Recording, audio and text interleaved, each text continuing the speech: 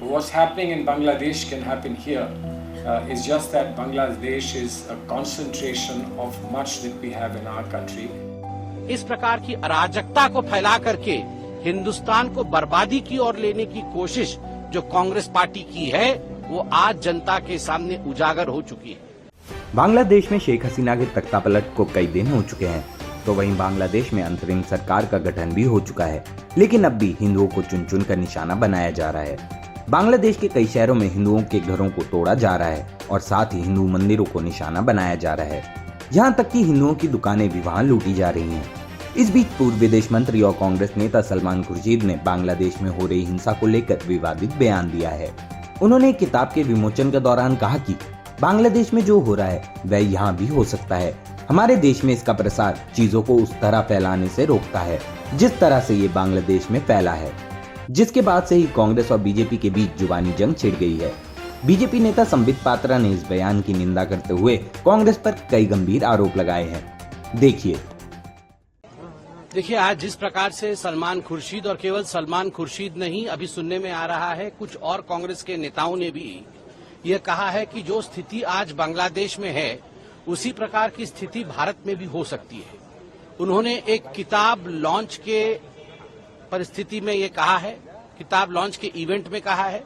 जो किताब का लॉन्च था उसका शीर्ष था the future of Muslims in India, शिकवाए हिंद, मुजीबुर रहमान द्वारा लिखा हुआ ये किताब था। उसमें भारत में एक तरह से प्रोटेस्ट होंगे, भारत में आगजनी होगी, जो बांग्लादेश में हुआ है वो भारत में होगी, इसकी चेतावनी कांग्रेस पार्टी की तरफ से सलमान खुर्शीद जी ने दिया है।